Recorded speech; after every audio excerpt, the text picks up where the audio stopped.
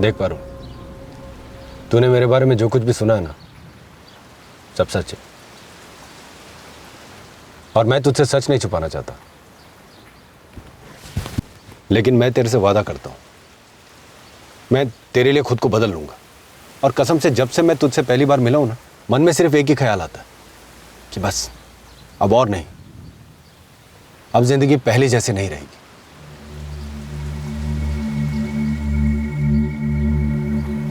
काश के हम पढ़ सकते कि दूसरों के दिमाग में क्या चल रहा है। काश के जो नजर आता है वही मन में हो। काश किसी के छुपे मकसद को हम जान सकते। काश, हालांकि ये मुमकिन नहीं।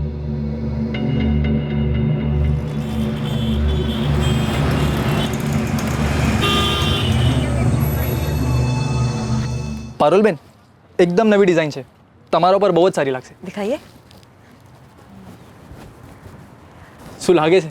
आ सारी है, पर मुझे ना वो वाली दिखाई। हाँ पण एकदम लेटेस्ट है। आ जाओ।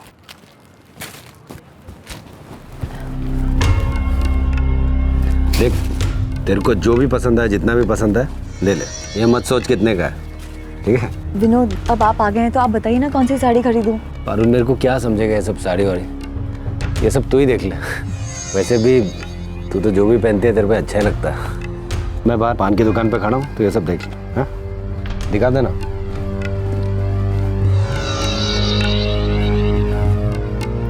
શું કરું લક્ષ્મણભાઈ? સારી का बिल बनाओ कि नहीं? शो करो कोई समझ नहीं पड़ती। विनोद भाई की होने वाली बीबी है ये। अरे पर 12 साड़ी पसंद की उसने। पूरे शहर में मेरे ही दुकान मिली थी क्या इसको? एक काम कर दो आप, थोड़ा ज़्यादा डिस्काउंट दे दो। हाँ ये सही है, पैसे दे तो भी ठीक, और नहीं दे तो भी हम क्या कर सकते हैं। कितना हुआ लक्ष्मण भाई? अब रहने दो ना विनोद भाई। अरे नहीं नहीं नहीं लक्ष्मण भाई, लगन छे मारा, मुफ्त में नहीं लो। हाँ बताओ कितना हो? अरे दिखाओ क्या, बराबर है ना? देखो, अगले हफ्ते लगन है हमारा, आपको आना है, कार्ड भिजवा दूंगा, भूलना नहीं। जय श्री कृष्ण। जलेबी जैसा टेढ़ा आदमी सुधर कैसे गया?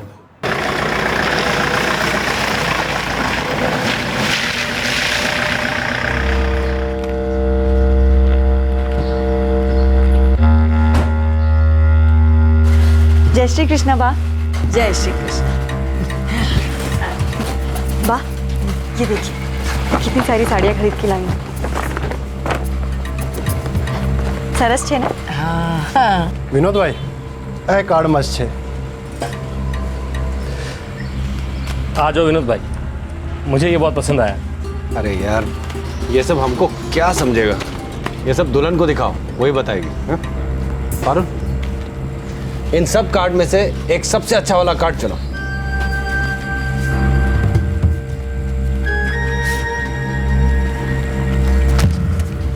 ये अच्छा लगा?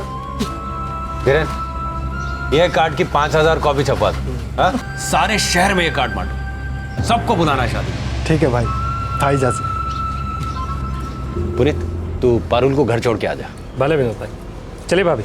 मैं ना ये सारी साड़ियाँ यहीं छोड़ के जा रही हूँ। अरे कहीं भी छोड़ दो, तुम्हारा ही घर है, और फिर एक हफ्ते बाद तुमको यहीं तो आना है।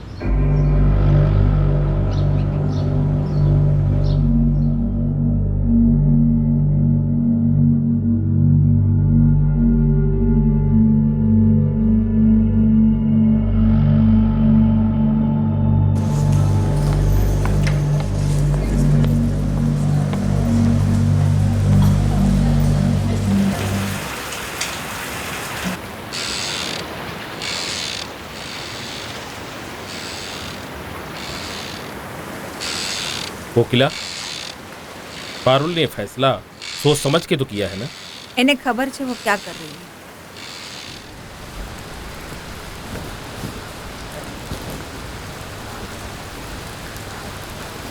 पारुल बेटा, क्यों थे हो मम्मी? तूने ठीक से सोच लिया है ना? मतलब तू जो करने जा रही है। 4 दिन बचे हैं लगन को, तुझे क्या लगता है मैं बिना सोचे समझे करूंगी क्या? भले तू जो ठीक समझे।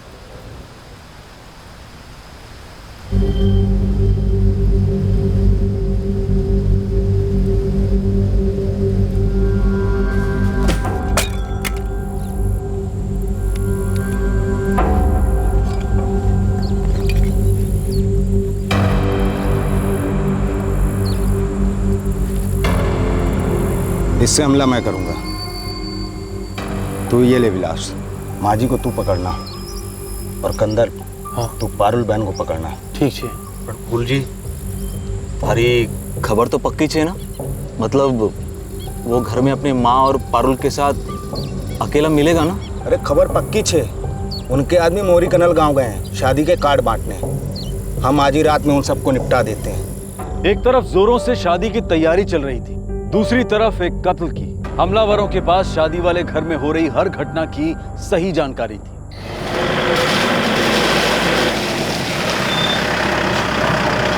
मैंने ये सारे पैकेट्स अंदर रख देती हूँ और बासी भी मिल लेती, फिर आप मुझे घर छोड़ दीजिए। तो फिर तुम खाना भी यहीं खा लेना ना, उसके बाद मैं तुमको घर छोड़ देता हूँ। ठीक है।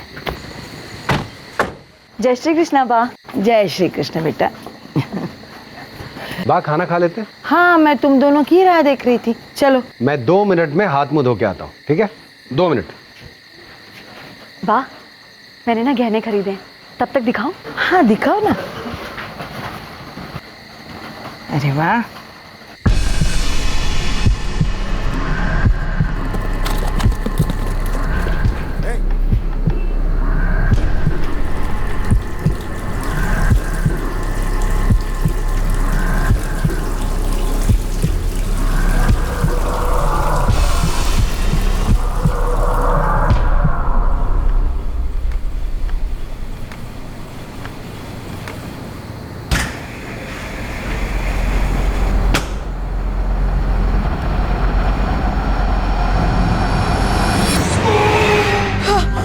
विनोद, विनोद, विनोद,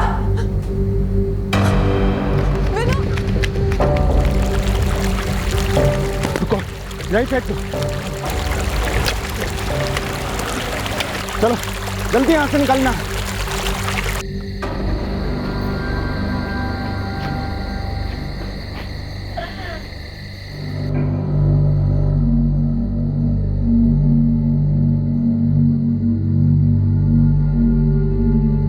मैं विनोद का बीच का भाई धवल चौहान हूँ। विनोद हमारा सबसे छोटा भाई था।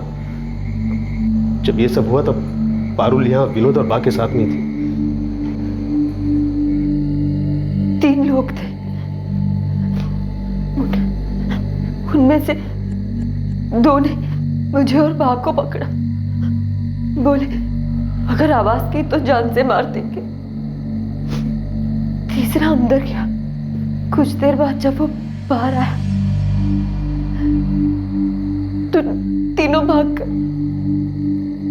जब मैं अंदर आई तो देखा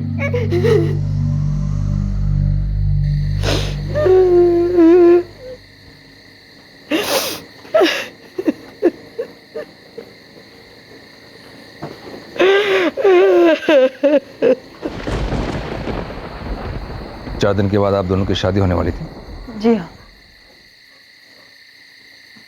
हम आज ही शादी के गहने लेकर आए। खाना खाने के बाद वो मुझे घर छोड़ने जाने वाले थे। आपने उन दिनों का चेहरा देखा? उनके चेहरे ढके हुए।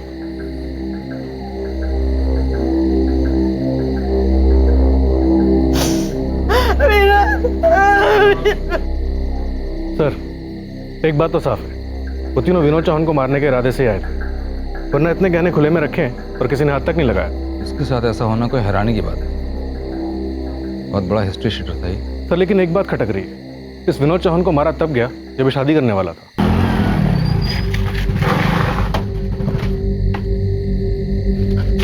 विनोद भाई! विनोद भाई!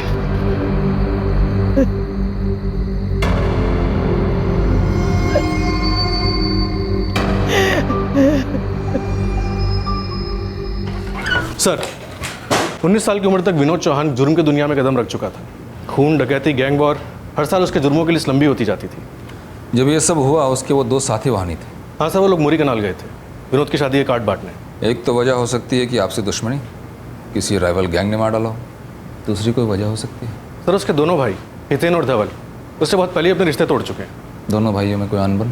सर, वो दोनों ही अलग रहते हैं और दोनों खेती करते हैं। राम नाम सत्य है, राम नाम सत्य है, राम नाम सत्य है, राम नाम सत्य है, राम नाम सत्य है, राम नाम सत्य है, राम नाम सत्य है, राम नाम सत्य है, राम नाम सत्य है, राम नाम सत्य है, राम नाम सत्य है, राम नाम सत्य है, राम नाम सत्य है, राम नाम सत्य है, राम नाम सत्य है।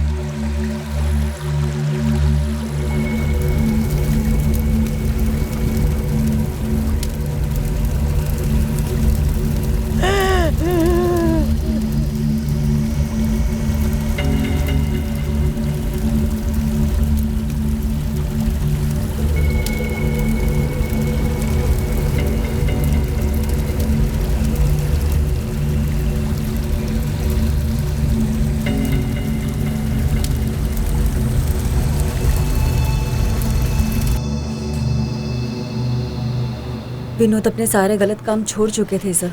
अब इतनी आसानी से भी ये सब काम नहीं छोड़ते।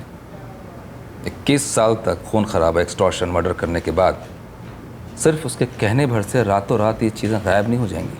अगर उन्हें किसी से खतरा था भी तो भी उन्होंने मुझे कभी इस बारे में कुछ नहीं बताया। आपका कहने का मतलब है कि आपको पता ही नहीं था कि विनोद कितना नामचीन गुंडा है, उसके ऊपर कितने एक्सटॉर्शन और मर्डर के केसेस चल रहे हैं। जब मैं उनसे पहली बार मिली थी तब मैं नहीं जानती थी कि वो क्या करते हैं। ये सब मुझे उनसे मिलने के बाद पता चला। कब मिली थी पहली बार? कुछ महीनों पहले। अब विनोद चौहान इतना भी अनसुना नाम नहीं है जिसके बारे में किसी को पता ना हो। शहर के सारे दुकानदार उसके नाम से थर थर कांपते थे, और आप कह रही हैं आपको पता नहीं था। मैं नहीं जानती थी उनके बारे में ये सब, लेकिन जब पता चला तब उन्होंने मुझसे ये वादा किया था कि वो ये सब काम छोड़ देंगे। मैं तेरे से वादा करता हूँ, मैं तेरे लिए खुद को बदल लूंगा। घर बसाने से पहले उसने सारे बुरे काम छोड़ने का फैसला ले लिया था। जी हाँ। जुर्म वाला आती तो एक वजह है इसकी। आपके हिसाब से और कोई वजह है इस मर्डर की? मने खबर न थी। धीरेन, पुनीत, तुम दोनों विनोद के दो हाथ थे, एक दायां एक बायां। मैं मानने को तैयार नहीं हूं कि तुम दोनों के इस हमले की कोई खबर नहीं थी। उस रात चुपचाप दोनों निकल लिए। साहब, हम लोग विनोद भाई के लगन का निमंत्रण बांटने मौरी कनाल गए थे। और जो थोड़ी पन खबर होती ना सर कि विनोद भाई के साथ ऐसा कुछ होने वाला है, तो हम लोग कभी उनको अकेला नहीं छोड़ते। ऐसा कैसे मान लो कि तुम दोनों को पता ही नहीं था? विनोद भाई ने सारे गलत काम छोड़ दिए थे। वो तो घर बसाने की बात कर रहे थे। तुम चाहते हो कि मैं तुम्हारी बात पे यकीन कर लूं? सच यही है सर, विनोद भाई अपनी बात के बहुत करीब थे और आखिर उन्होंने अपनी बात की बात मान ली। बेटा तू जे करे छे ना बराबर करे छे। ऐसा कितने दिन चलेगा? मैं भी थक चुका हूं बा। मुझे भी अब एक अच्छी जिंदगी जीनी है। पहले खेती बाड़ी करते थे ना, बस वही करूंगा। पुनीत, धीरेन, देखो अगर तुम लोग चाहो तो मुझे छोड़ सकते हो, क्योंकि मैंने अब सोच लिया कि मैं किसी हथियार को हाथ नहीं लगाऊंगा और सारे गलत काम बंद कर दूंगा। विनोद भाई, हम हमेशा आपके साथ रहें और आगे भी रहेंगे। आप जो भी काम करेंगे हम आपके साथ हैं। विनोद भाई इतनी आसानी से नहीं छोड़ेंगे आपको। और ऐसा क्या था जिसने विनोद जैसे आदमी को संत बना दिया? प्यार? हाँ साहब, विनोद भाई पारुल भाभी से बहुत प्यार करते थे।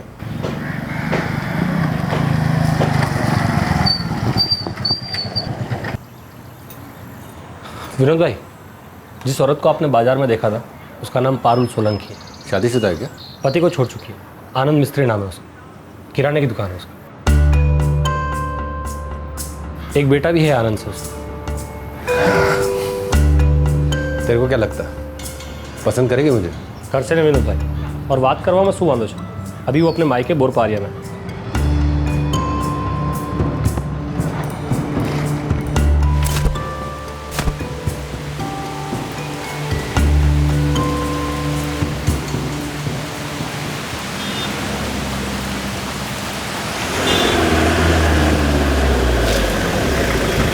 कहीं छोड़ दूं क्या तेरे को? क्यों? वो तुम इधर खड़ी हो बस स्टैंड पर, बारिश हो रही है तो मैं उस तरफ जा रहा हूँ। शायद तुम भी उधर ही जा रही होगी ना? मुझे घोड़पड़ जाना है। घोरपड़ जाना है? मुझे भी घोरपड़ ही जाना है, मैं वो घोरपड़ में ही रहता हूँ। अरे डरो मत, मैं कोई बुरा आदमी नहीं हूँ।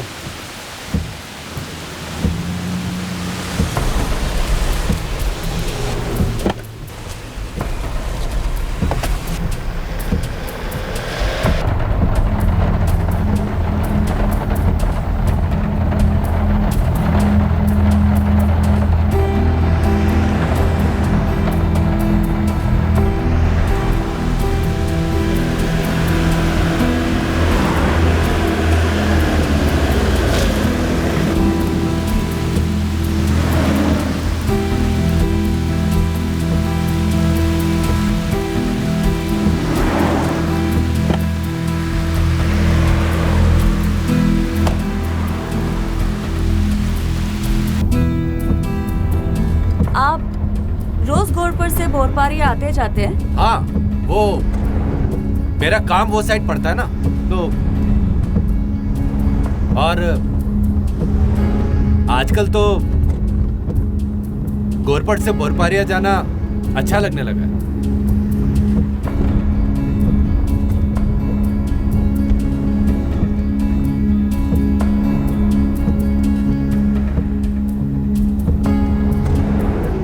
मुझे ऐसा क्यों लगता है कि आपका भोरपारिया में कोई काम ही नहीं है?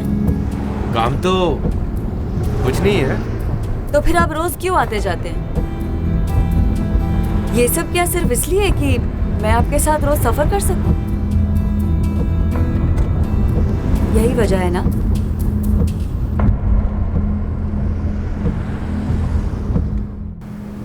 बहुत टाइम बाद विनोद भाई ने पारुल भाभी को अपने दिल की बात बोल डाली और पारुल भाभी ने भी लगन के लिए हाँ कर दी। कहीं विनोद को मारने की प्लानिंग तो नहीं थी? शू बात करो तो साहब, ऐसा कुछ नहीं था। पारुल भाभी ने खुशी खुशी लगन के लिए हाँ की थी साहब, और ऐसी कोई बात कभी नज़र तो नहीं आई।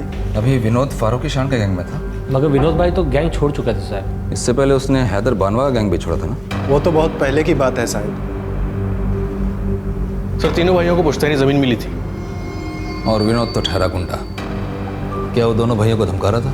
वैसे सर, तीनों भाइयों में कभी जमी नहीं। बापूजी के सामने ही हम लोगों ने विनोद से सारे संबंध तोड़ लिए थे। शुक्रिया साहब, गांव में रहना मुश्किल हो गया था। सबको पता चल गया था कि हमारा छोटा भाई एक गुंडा हो गया है। बापूजी के सामने सारी जमीन का बंटवारा भी हो गया। एक गुंडा होने के बावजूद भी आपकी माँ ने उसके साथ रहना कैसे पसंद कर लिया? विनोद हम सब में छोटा था और बाका लाडला था।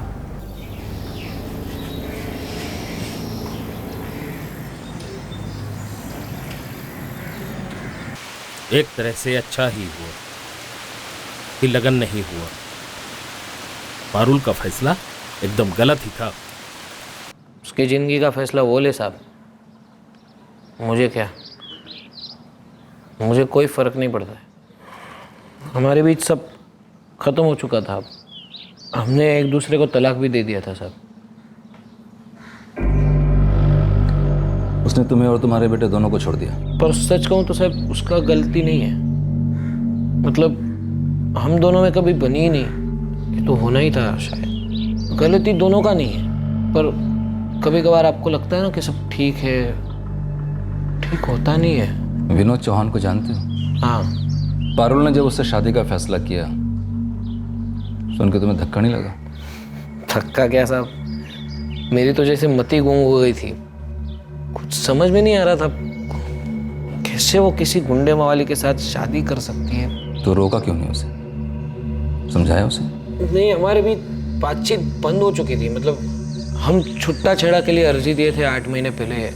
1 महीने पहले छुट्टा छेड़ा हो गया, तो उसके बाद शादी का कार्ड देखा मैंने, मुझे भी भेजा था। क्या करता, हंस के टाल दिया बस। तुम्हारा बेटा? नहीं, वो नहीं संभल पाया अभी तक।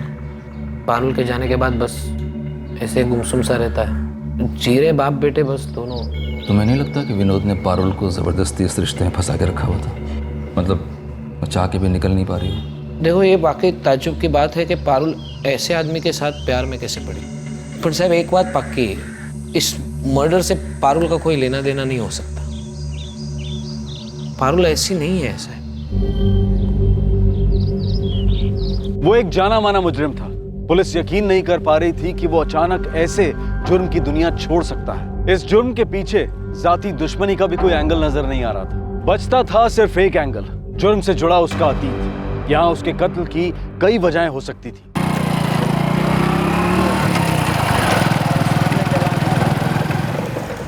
साहब, ये 3 लोग जो मर्डर किए थे,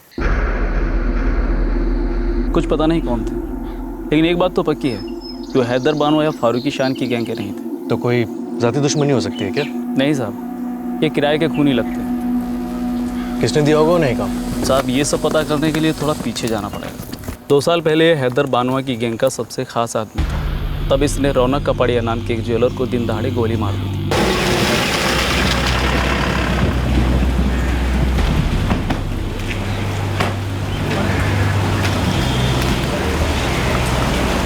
क्या रौनक भाई, 2 महीने का टाइम दिया तुमको। हाँ, 12 फोन किया, ना तुम फोन उठाता है ना तुम्हारा पैसा आता है। अरे विनोद भाई, कहाँ से लाऊं 50 लाख रुपए? धंधा भी नहीं है। जितना बन पड़े मैंने हैदर भाई को दे दिया। अब आप हर रोज मांगते रहेंगे तो मुझे तो अपना धंधा छोड़ के आपकी गैंग में काम करना पड़ेगा। साला बाप दादा के जमाने से ये सोना चांदी का बिजनेस कर रहा है। इतना दबा के रखा है कि तेरे आने वाली 7 पुश्तें खाएगी, और बोलता है कि पैसा नहीं है। तो ले, आज से तेरा ये धंधा ही बंद। हाँ?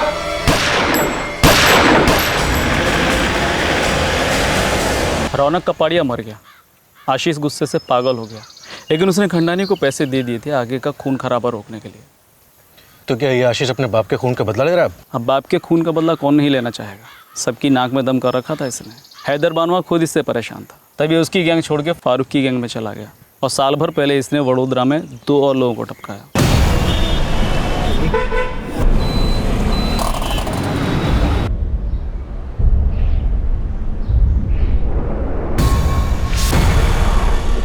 विनोद भाई, एक बार बात कर लें क्या?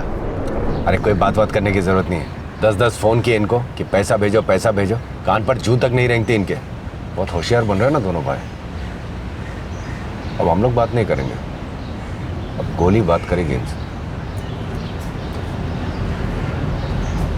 अरे मीनल, दरवाजा बंद कर लेना। अपने सारे डोमेस्टिक क्लाइंट्स, अपने सारे इंटरनेशनल क्लाइंट्स। चल लाया है।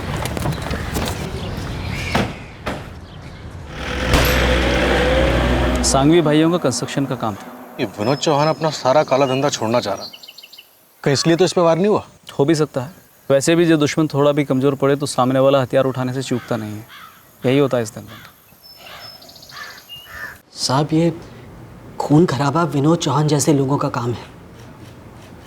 मैं एक सीधे साधा धंधे वाला हूँ। अपने बापू के खून के बाद उनका धंधा संभाला है, और मेरा सारा समय इसी में निकल जाता है। उसने जो तुम्हारे साथ किया उससे तुम्हें धक्का तो बहुत लगा होगा। साहब, जिसके सामने उसके बापू का खून हो जाए उसे भूल तो नहीं पाएगा। मेरी आंखों के सामने गोली मार दी थी मेरे बापू को। तो तुम चाहते ही होगे कि विनोद चौहान जैसा आदमी मारा जाए। मुझे इस बात का जरा भी दुख नहीं है कि विनोद मारा गया, लेकिन साहब मेरा घर बार है, धंधा है, ये बदला लेना मेरे बस से बाहर है। सर, आशीष के कॉल रिकॉर्ड्स और कॉन्टैक्ट से ऐसा कुछ नहीं लगता इस केस में उसका कोई हाथ होगा। और बड़ौदा के सांगवी, उनका कोई हाथ हो सकता है? सर, वो दोनों ही कमाने वाले थे। दोनों के पीछे छोटे बच्चे हैं, और दोनों की बीवियां किसी तरह से अपनी गृहस्थी संभालने में लगी हुई हैं। मुझे नहीं लगता उन लोगों को ही हाथ होगा। विनोद ने रौनक कपाड़िया को तब मारा जब वो हैदर बानवा के ग्रुप में था। सांगवी ब्रदर्स को तब जब वो फारूकी शान के ग्रुप में था। सर, उसका इन दोनों गैंग्स को छोड़ना उसके खून की वजह हो सकता है। वो जुर्म की दुनिया छोड़ना चाहता था, और हो सकता है इन दोनों गैंग्स को उसके इस फैसले से कोई खतरा महसूस हो। उसके ऊपर ऑलरेडी संघवी और रौनक के मर्डर केसेस चल रहे थे, और संघवी के मर्डर केस में उसे 6 महीने पहले ही जमानत मिली थी। मुझे भी लगता है ये दोनों गैंग्स कहीं ना कहीं से इसमें शामिल हैं। वो तीनों लापता हमलावर, कोई नहीं जानता वो कौन है, कहाँ छुपे। सर, मुझे लगता है हमें इन दोनों गैंग से पूछताछ करनी चाहिए। मुझे भी ऐसा लगता है। हो सकता है वहीं से कोई सुराग मिले।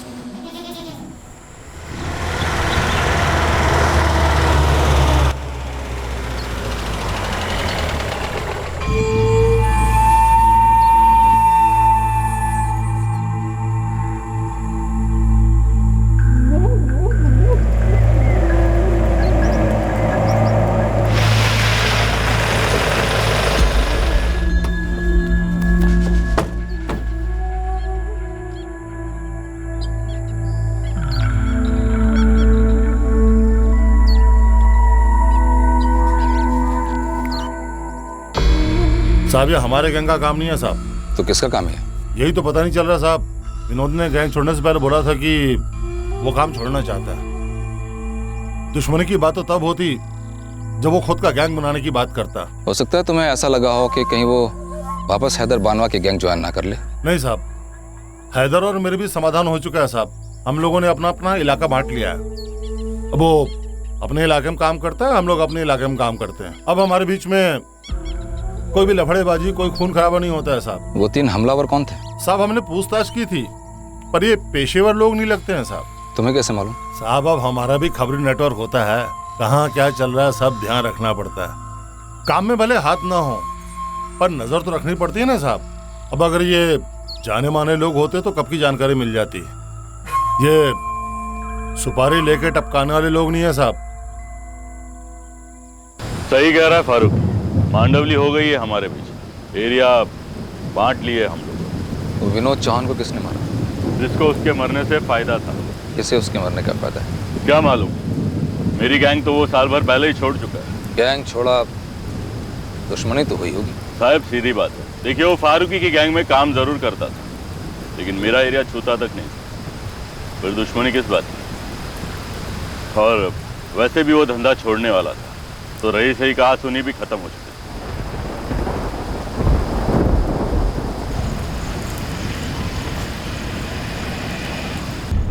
किसको फायदा हो सकता है इसकी मौत से? और ये कोई गैंग्स की दुश्मनी का मामला भी नहीं है और ना ही किसी की जाती दुश्मनी का मामला लगता है। 3 लोग, न किसी गैंग का हिस्सा, न कोई पेशेवर मुजरिम, कोई क्रिमिनल रिकॉर्ड भी नहीं है इनका। ऐसे गायब हुए खून करके कोई सुराग भी नहीं है इनका सर।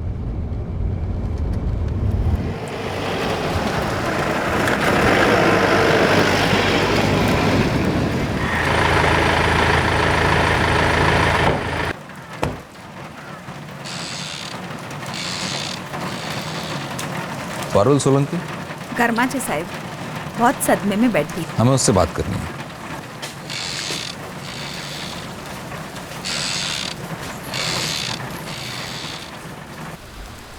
कुछ याद आ रहा है आपको? कुछ भी जिससे हमें उन्हें पहचानने में मदद मिले।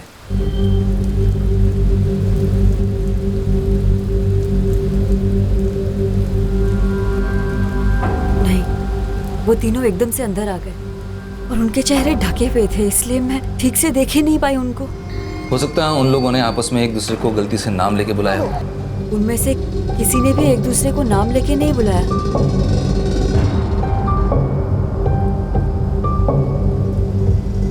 जो पारुल ने देखा मैंने भी वही सब देखा।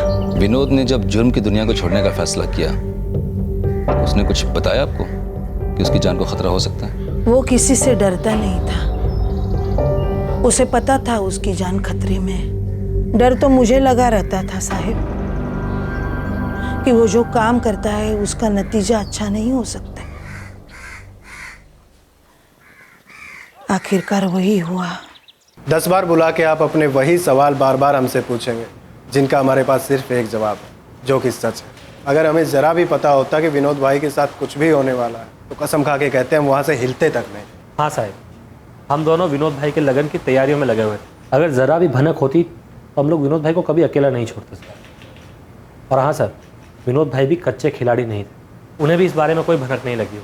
3 लोग जिन्हें अच्छी तरह से पता था कि विनोद कब घर पर अकेला होगा और कब तुम दोनों उसके साथ नहीं होगे। घर पे सिर्फ 2 औरतें थीं। हैरानी की बात तो यह है कि जो खुद ऐसे मर्डर्स प्लान करता था उसका मर्डर भी उसी तरीके से हुआ। किसी की बुरी नज़र लग गई साहब विनोद भाई, वरना जब वो गैंग में थे तो किसी माइके लाल की हिम्मत नहीं थी उन्हें हाथ लगाने की। और जब ये सब कुछ छोड़कर सीधे रास्ते पे चलना शुरू किया तो ये सब हो गया। ऊपर वाला ही जाने साहब क्यों हुआ, किसने किया और किस लिए किया। इस केस में किसी भी तरफ से कोई सुराग नहीं मिल पाया। एक ऐसा आदमी जिसे सब डरते थे, ऐसे मार दिया गया। हो सकता है उसके गुनाहों का ही नतीजा, लेकिन सिर्फ इसीलिए हम इस केस को नहीं छोड़ सकते। इसे सुलझाना तो होगा ही।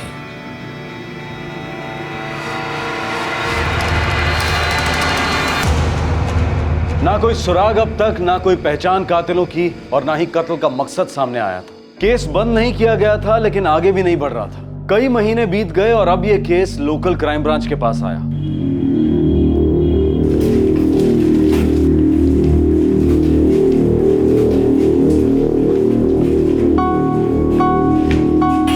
Sir, Vinod Chauhan murder case की फाइल देखिए, कोई सुराग नहीं मिल रहा है। तुम्हें क्या लगता है? सर, सारे एंगल्स की जांच हो चुकी है, कोई भी एंगल छूटा नहीं है। ना ही कोई क्रिमिनल बैकग्राउंड का मामला है और ना ही कोई पर्सनल दुश्मनी है। अभी तक ये पता नहीं लगा है कि वो 3 लोग कौन थे और कहां से आए थे।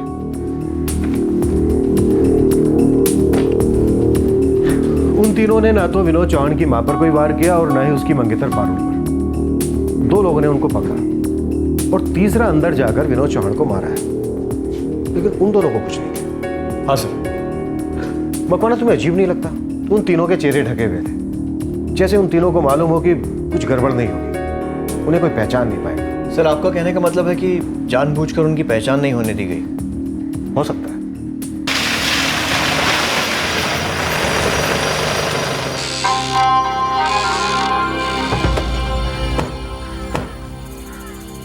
पारुल यहाँ नहीं है साहब। कहाँ गई है? वो अपने पहले पति आनंद मिस्त्री के घर वापस लौट गई। पहला पति? उसका तो तलाक हो गया था ना? जी साहब।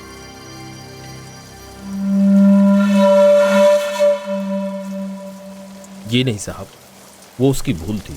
अपने पहले पति के घर वापस लौटना? जी नहीं साहब, विनोद चौहान से लगन तय करना।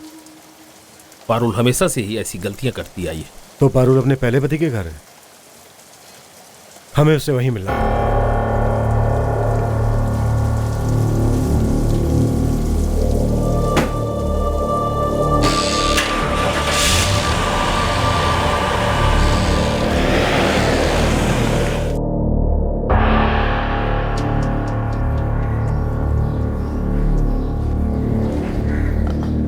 आनंद, मुझे माफ कर दो। जो कुछ भी हुआ, जो तुमने सहा, जो हर्ष ने सहा, वो सब मेरी गलती थी। पारुल, जो भी कुछ हुआ उसे भूल जाओ। शायद वो होना जरूरी था। उससे तुम्हें पता तो चला कि तुमने क्या खोया है।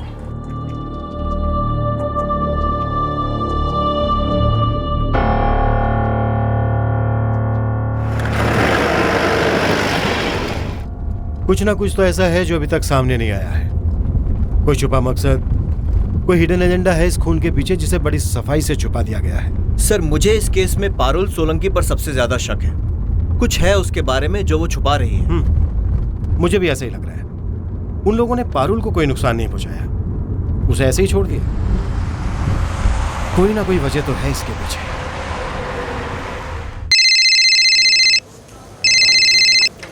हेलो, आनंद मिश्र। हाँ बोलो। जो क्राइम ब्रांच से गिरीश मोदी बोल रहा हूँ। हाँ जी, हाँ बोलिए। मुझे तुमसे मिलना है, ऑफिस आ जाओ। कब तक आ सकते हो? साहब, दोपहर को आऊँ, 2 से 4 दुकान बंद रहती है। ठीक है, आ जाओ, मैं तुम्हारा इंतजार कर रहा हूँ। मकवाना, दोपहर 2 बजे ठीक इसी वक्त तुम पारुल से बात करोगे। सर।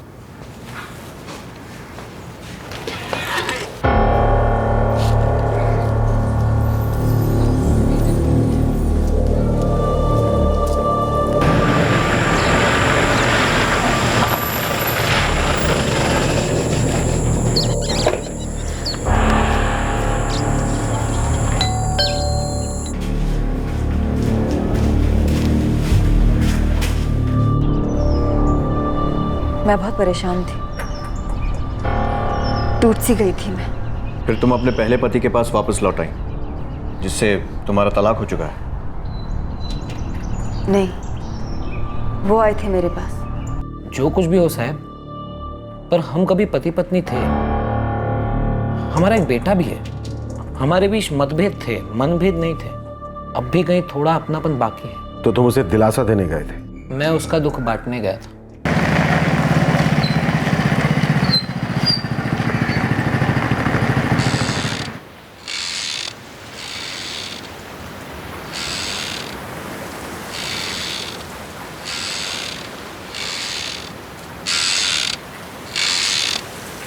पारुल केम छे बा?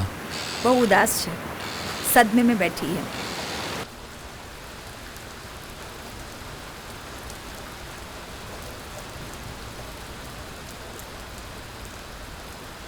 दरअसल मुझे खुशी होनी चाहिए तुम्हारे ये हालात देखकर, पर सच कहूँ पारुल तो मैं बहुत दुखी हूँ।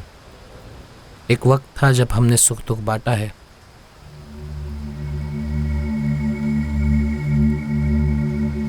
मैं पहले ही तुमसे ये कहना चाहता था कि तुम्हारा विनोद के साथ लगन ठीक नहीं है। विनोद जैसे इंसान के साथ तुम पूरी जिंदगी नहीं जी सकती, पर कह नहीं पाया। तुमने भी तो जैसे ठान सी ली थी। मैं अंदर से टूट चुकी थी आनंद। मैं अपना जीवन जीना चाहती थी। तुम्हारा जीवन भी तुम्हारे साथ था, तुम्हारा जीवन साथी भी तुम्हारे साथ था। तुम ही चली गई।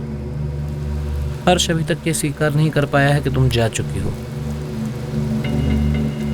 वो अभी भी तुम्हें याद करता है।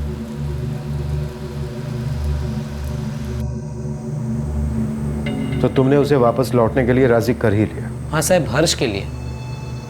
उसी के लिए मैं चाहता था कि पारुल वापस आ जाए। हर्ष पर ही बहुत ज्यादा असर हुआ था पारुल के चले जाने का। मैं अपनी जिंदगी जीने के लिए वापस आई। तो पहले क्यों चली गई थी? मेरे और आनंद के बीच सब कुछ ठीक नहीं था। क्या ठीक नहीं था? किस बात पर नहीं बनती थी? हम लोग एक दूसरे के साथ नहीं रह सकते थे। शादी के 14 साल के बाद ये बात तुम्हारी समझ में आई? कभी कभी बहुत समय लग जाता है ये समझने में कि जैसा हमने सोचा था वैसा हमेशा होता नहीं है। मगर जो ठीक नहीं था उसे फिर से ठीक करने में बहुत कम वक्त लगा तुम्हें। फिर पारुल भी वापस लौट आई तुम्हारे पास। एक नई जिंदगी की तलाश ने पारुल को पूरी तरह से बर्बाद कर दिया था। इस हादसे से बहुत टूट चुकी थी।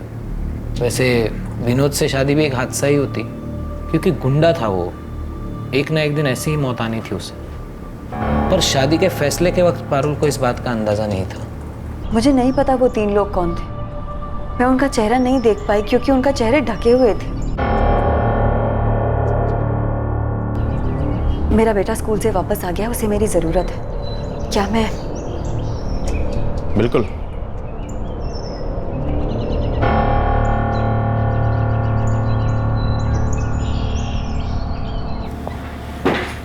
आनंद मिस्त्री, क्या पारुल ने ही विनोद को मरवाया है? कैसी बातें कर रहे हैं साहब? पारुल एक सीधी सादी सी औरत है जो गलत रिश्ते में फंस गई थी बस। लेकिन वो कभी किसी को मरवा नहीं सकती साहब। बाप, अब तो हम में से किसी एक के साथ रहो। यहाँ अकेली कैसे रह पाएगी आप? इतन बेटा, धवल बेटा, मैं यहाँ ठीक संभाल लूंगी सब। वाह, अपनी उम्र देखो, नहीं रह पाओगी। विनोद के साथ रहने की तुम्हारी हमेशा से जिद रही है, ये जानते हुए कि वो कैसे गैर कानूनी और उल्टे सीधे धंधे करता था। लेकिन अब तो वो नहीं रहा बा। अब तो हमारे साथ रहो। मैं यहाँ ही ठीक हूँ।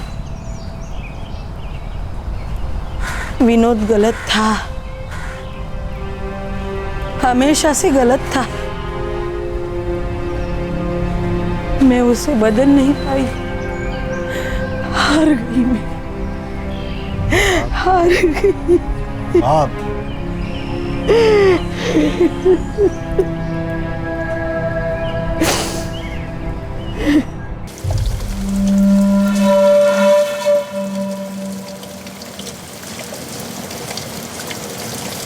उसने कभी हमारी बात नहीं मानी, हमेशा अपनी चलाती है।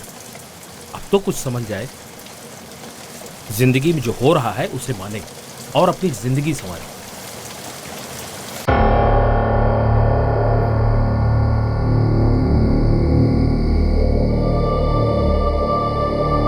पारुल, मैं बहुत खुश हूं कि तुम इस घर में वापस आ गई।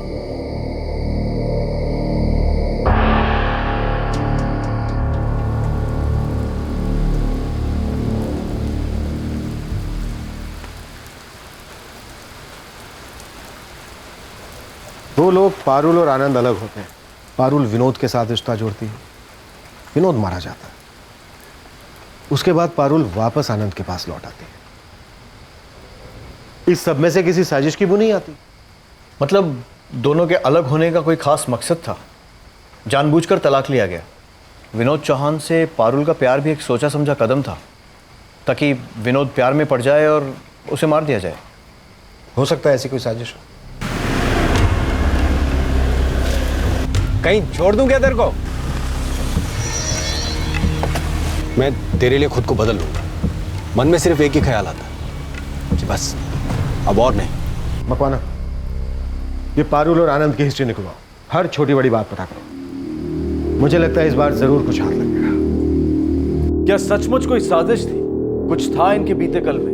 विनोद की मौत के बाद पारुल का ऐसे अचानक अपने पहले पति आनंद के पास लौट आना पुलिस को बहुत संदेहजनक लग रहा था। जिसकी हत्या हुई उसका इतिहास जुर्म से भरा था, लेकिन उसकी हत्या में किसी गैंग का शामिल ना होना यह पुलिस को बहुत अजीब लग रहा था।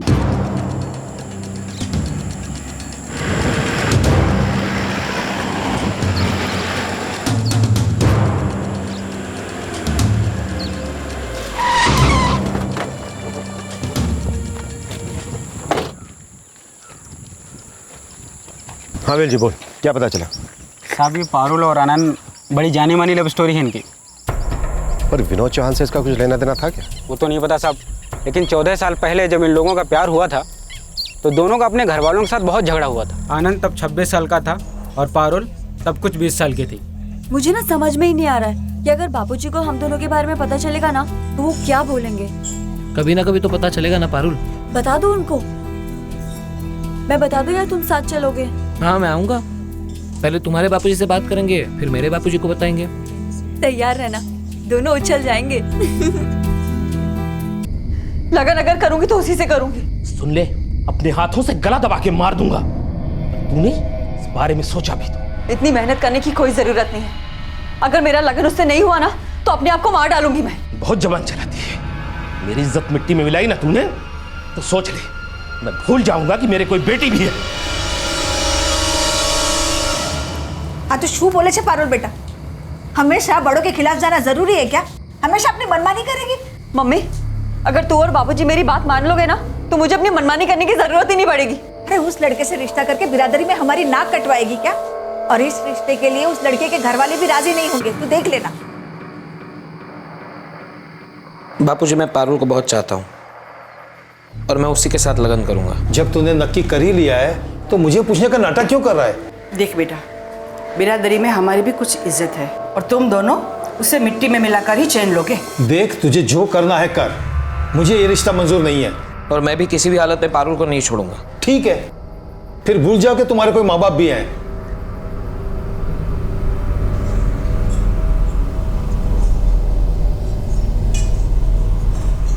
आनंद, ऐसे गुस्सा करके क्या होगा?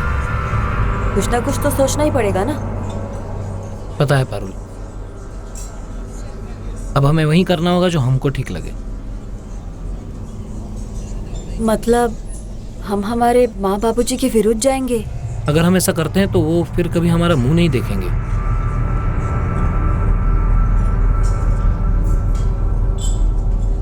अपने घर वालों से इतना लड़ झगड़ कर दोनों ने शादी की, फिर 14 सालों में ऐसा क्या हो गया कि दोनों अलग हो गए? पूरी जिंदगी थोड़ी ना हनीमून होता है। जब इंसान साथ में आसमान से ज़मीन पर पैर रखता है तब जिंदगी का व्यवहार समझ में आता है, तब सबकी ज़रूरत पड़ती है। मेरे बापूजी ने अपना लगन स्वीकार कर लिया। लगन स्वीकार कर लिया, लेकिन हमें तो नहीं स्वीकार किया ना। मुझे तो नहीं अपनाया, बोल दिया जाके दूसरे घर में रहो। हाँ तो तुम्हारे बापूजी ने क्या अलग किया? आनंद, मैं माँ बन चुकी हूँ और अब मुझे समझ में आता है मेरे माँ बापों के दिल की बात। वो लोग बूढ़े हो रहे हैं, उन्हें ज़रूरत है हमारी, और मुझे भी तो याद आती है ना उनकी। तुम्हें अच्छी तरह से पता है तुम्हारे बापूजी को मैं फूटी आंख नहीं भाता।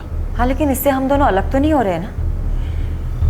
और पहले भी उनके मना करने पर भी हम दोनों अलग नहीं हुए थे। अगर इस उम्र में मैं उनसे मिलने जाती हूँ तो क्या खराबी है आनंद? मेरे माँ बापूजी हैं वो। मैंने कहा ना तू उनसे नहीं मिलोगी बस। क्यों नहीं मिलोगी? हर्ष को भी घर परिवार मिलेगा, नाना नानी का प्यार मिलेगा। और वैसे भी आनंद, उन लोगों को अब हमारे साथ रहने से कोई शर्म नहीं आती। इतना समय बीत चुका है, सब कुछ बदल गया है, लेकिन आप बिल्कुल नहीं बदलना चाहते। नहीं बदलना चाहता, नहीं बदलूंगा।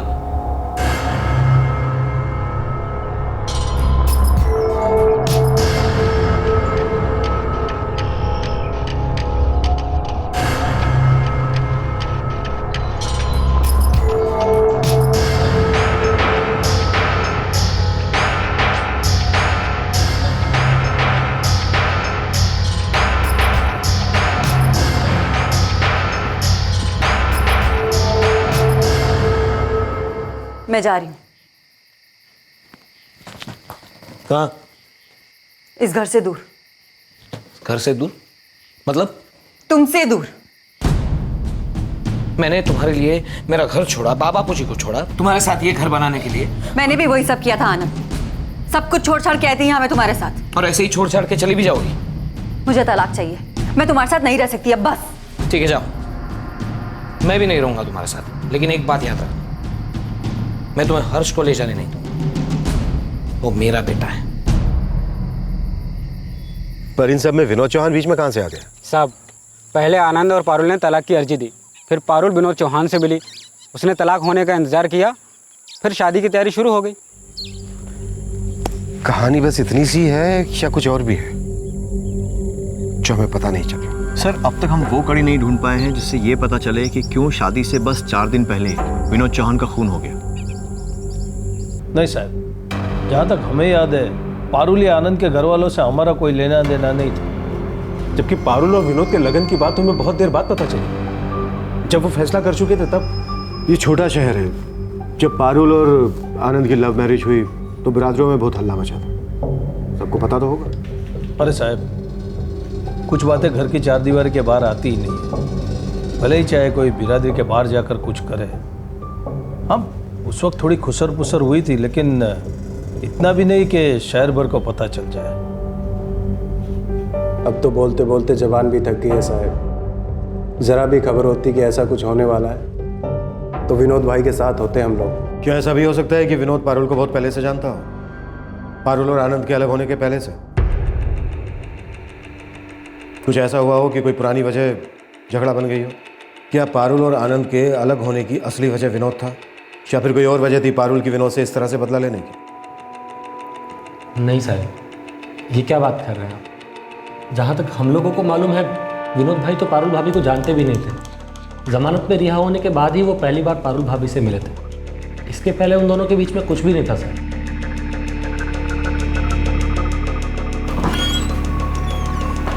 सर, पारुल के फ़ोन रिकॉर्ड्स की जांच कर ली है, कुछ नहीं मिला। कुछ समझ में नहीं आ रहा है।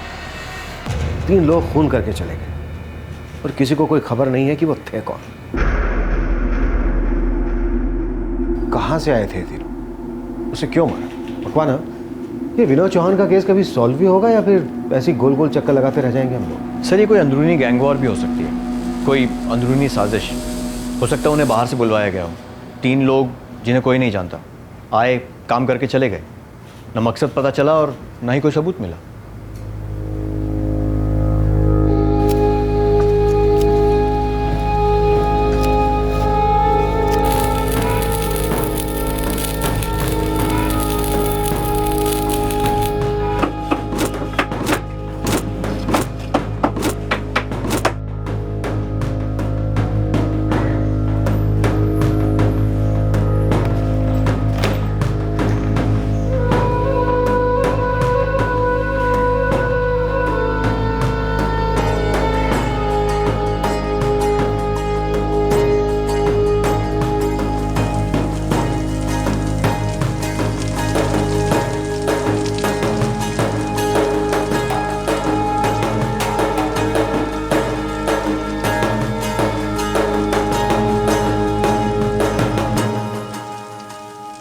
क्या ये केस ऐसे बिना सुलझे ही रहने वाला था? हमलावरों या उनसे ये हत्या करवाने वालों के बारे में कोई सुराग नहीं मिल रहा था। किसी जाती दुश्मनी के भी कोई आसार नजर नहीं आ रहे थे। अचानक एक ऐसा नजरिया सामने आया जिस पर अब तक किसी का ध्यान ही नहीं गया था।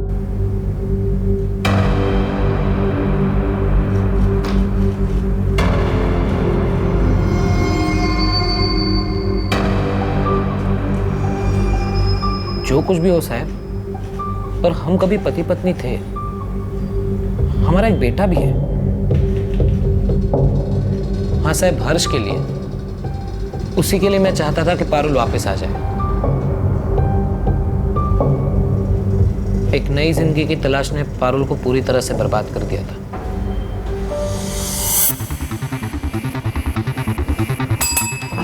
सर, मकवाना, मुझे लगता है अब तक हम इस केस को गलत नजरिए से देख रहे हैं। एक एंगल को तो अब तक हमने छुआ ही नहीं। पारुल ने आनंद को छोड़ा है। ये भी तो हो सकता है कि आनंद नहीं चाहता हो कि पारुल और विनोद की शादी हो। पर उसने अपनी मर्जी से पारुल को तलाक दिया था। फिर भी इस एंगल के बारे में हमने नहीं सोचा है। बकवाना, ये जो तीनों हमलावर हैं, हो सकता है आनंद के साथ इनका कोई रिश्ता हो। पता लगाओ।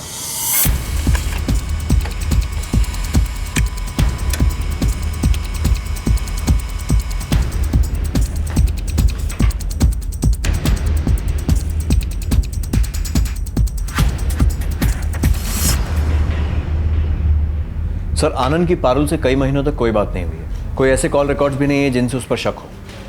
बल्कि अगर आनंद ने इस खून की साजिश की होती तो हमें उसके कॉल रिकॉर्ड्स में कोई सुराग ज़रूर मिलता, उन खूनियों को किए गए कॉल्स खून के पहले या खून के बाद में। लेकिन यहाँ पर खून से 2 दिन पहले और 3 दिन बाद तक आनंद ने अपने फ़ोन से किसी से भी कोई भी बात नहीं की।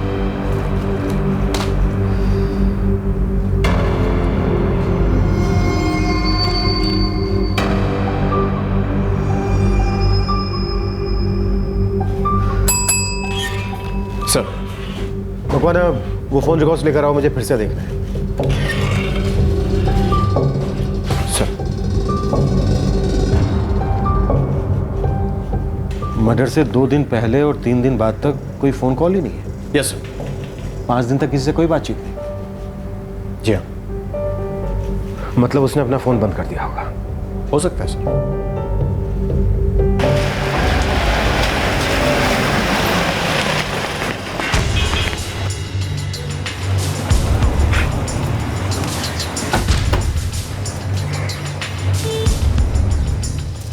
मुझे पारुल और विनोद के लगन का कार्ड मिला था। उसने पूरे शहर को बुलवा दिया था। लोगों को जैसे बस बातें बनाने का मौका मिल गया था। सब मुझसे आकर पूछते थे, ये क्या हो रहा है आनंद भाई, सुना आनंद भाई, तुम्हें पता था आनंद भाई? तो मुझे किसी को कोई जवाब नहीं देना था, बस बंद कर दिया फोन। तुम्हें बुरा लगा कि पारुल किसी और से शादी कर रही थी? मुझे किसी से बात नहीं करनी थी। किसी को बताना नहीं था हम लोग क्यों अलग हुए। वो झूठ बोल रहा है। उसकी आंखों से साफ पता चल रहा था कि उसे बहुत धक्का लगा था इस खबर से। 5 दिन तक कोई बातचीत नहीं। उसका कहना है कि वो लोगों से बात करने से बच रहा था। मुझे लगता है उसने जानबूझकर ऐसा किया ताकि खूनियों से उसकी बात ना हो और उस पर किसी को शक ना हो। लेकिन सर, उसके फोन पर इसके पहले भी ऐसे कोई कॉल्स नहीं है जिनसे उस पर शक हो। उसने ये सब कुछ बहुत चालाकी से किया होगा।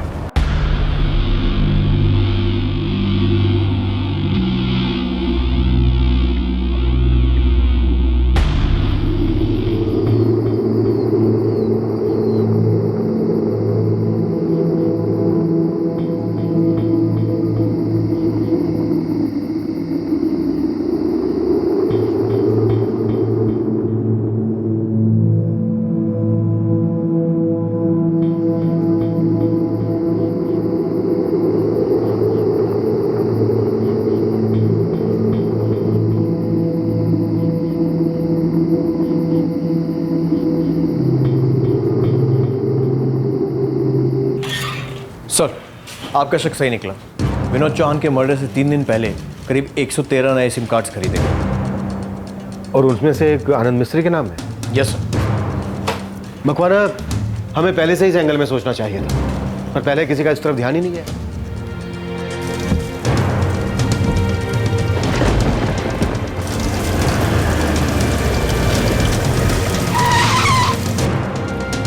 हाँ साहब, ये वही आदमी है जिसने सिम खरीदा था। 100%।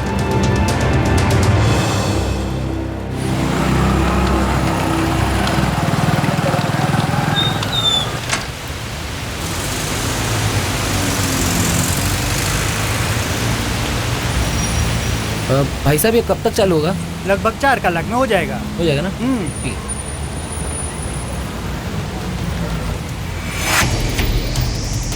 थैंक्स। ठीक है सर। जिन लोगों से आनंद ने बात की उनमें से एक का नाम फुलजी है। ये पास के ननकू गांव में दिहाड़ी मजदूर है। लेके आओ उसे। कहाँ लेके जा रहे हो? अरे मैंने किया क्या साहब? अरे साहब,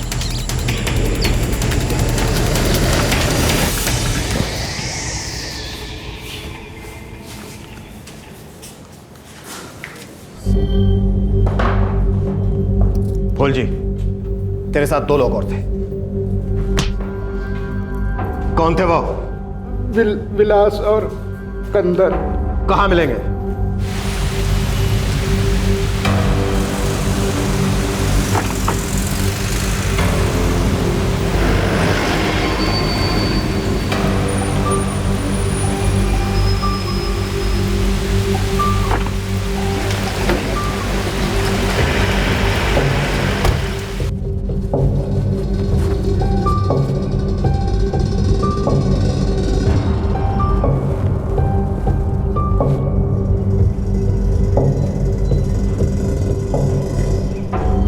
हो?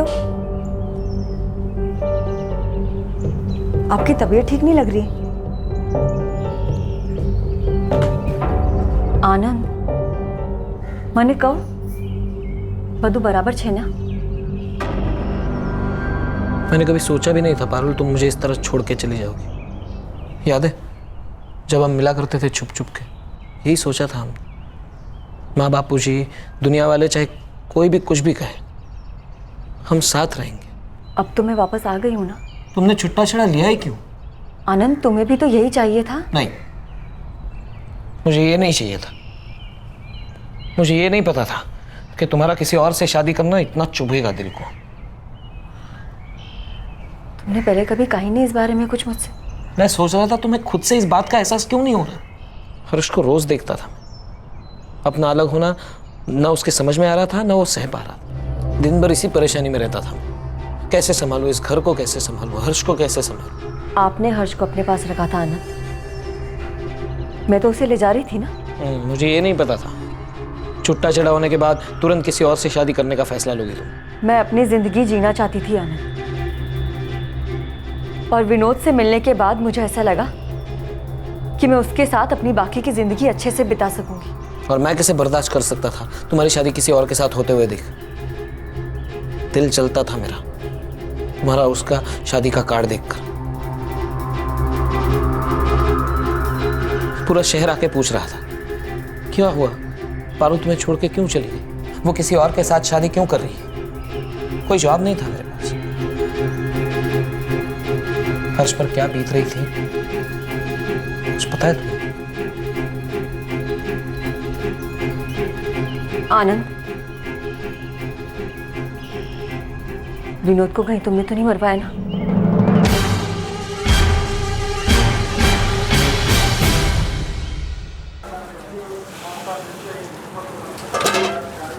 आनंद भाई, आज कोई काम नहीं मिला, पैसे कल दे दूं तो चलेगा? कुल जी, तुम्हें पता है मैं उधार नहीं रखता। आनंद भाई, मैं कहीं भागा थोड़ी ना जा रहा हूँ, कल मैं ज़रूर दे दूंगा। कल याद से दे देना। कुल जी, नहीं आओ तो। जी आनंद भाई। तुम मेरा एक काम करोगे? आनंद भाई, दिहाड़ी मजदूर हूँ, काम की तलाश रहती है, काम को कैसे ना बोल सकता हूँ। आनंद भाई, विनोद भाई कितना खतरनाक आदमी है, आप बरोबर जानते हैं ना? देख, उसे तुझ पे कोई शक नहीं होगा, तुझसे कोई खतरा होगा ये वो सोच भी नहीं सकता है। और मैं हूं ना, मैं बताऊंगा ये सब कब करना है, ठीक है? आराम से हो जाएगा सब। और वैसे भी मैंने सुना है कि सब बुरे काम छोड़ रहा है वो अभी। ना आनंद भाई, मुझे डर लग रहा है। किसी को साथ लेके जाना ना, कोई जान पहचान वाला होगा ना। हाँ, और मुफ्त में करने को थोड़ी बोल रहा हूँ मैं। देख, इतना पैसा दूंगा कि 1 साल ऐश से कट जाएगा, समझ फूल जी। मैं नहीं चाहता कि मेरी पत्नी उसकी पत्नी बने। लोग थूकेंगे मुझ पर। 1 साल तक का पैसा, और जब चाहे मेरी दुकान से राशन उठा लेना।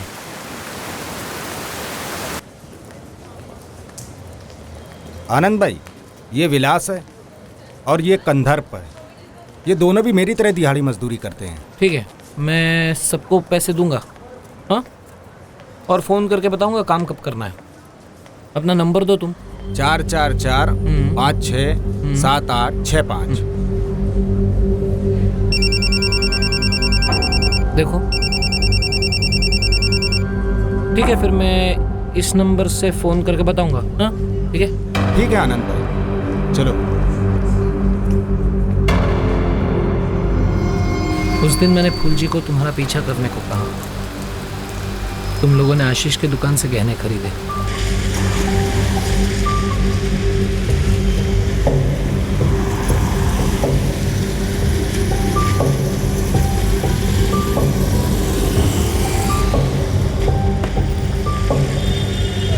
सुन, तू मोरी कनल गांव जाके सबको निमंत्रण बांट के आ जा। भाले विनोद भाई। हाँ? और याद से सबको देना, किसी को मेरी शादी में आने के लिए डर नहीं लगना चाहिए। हाँ? मैंने फूल जी, कंदर्प और विलास को उस रात हमला करने को कहा। हम आज ही रात में उन सबको निपटा देते हैं।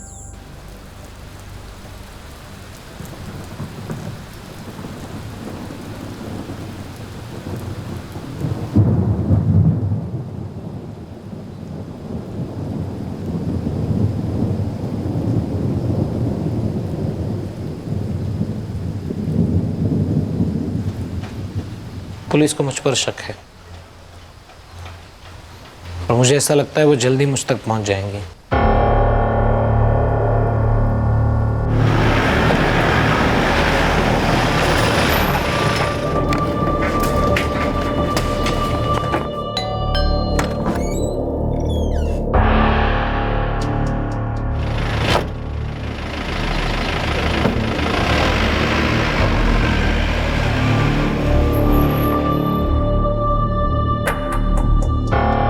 नहीं, पारुल को कुछ नहीं पता।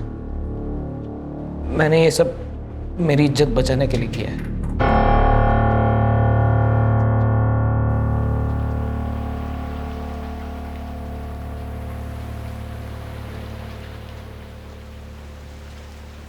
उन्होंने अपनी मर्जी से मुझे तलाक दिया था।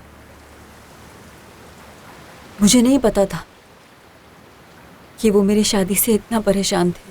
तुम दोनों ने हमेशा वही किया जो तुम्हें सही लगा। घर वालों में झगड़े होते हैं, मनमुटाव होता है, मगर घर बार जोड़ के रखना तुम दोनों का काम था। तुम दोनों को आपस में बैठकर सब सुलझाना चाहिए था, तो बातचीत से सब हल हो जाता है। मगर इस बात का क्या मतलब कि क्या करना चाहिए था और क्या नहीं। अब जो भी हुआ, तुझे अपनी बाकी की जिंदगी ऐसे ही गुजारनी है।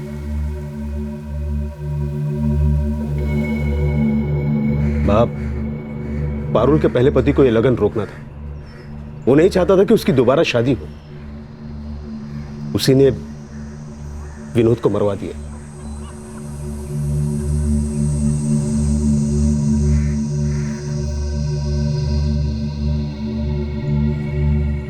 मेरे दिमाग में तो ये बात ठीक से जा ही नहीं रही। जब विनोद भाई को प्यार हो गया, लगन करके घर बसाने की बात सोच लिया, ये धंधा छोड़ने की बात सोच लिया, तब मर्डर हो गया। और ये मर्डर पारुल भाभी के पति ने करवाया।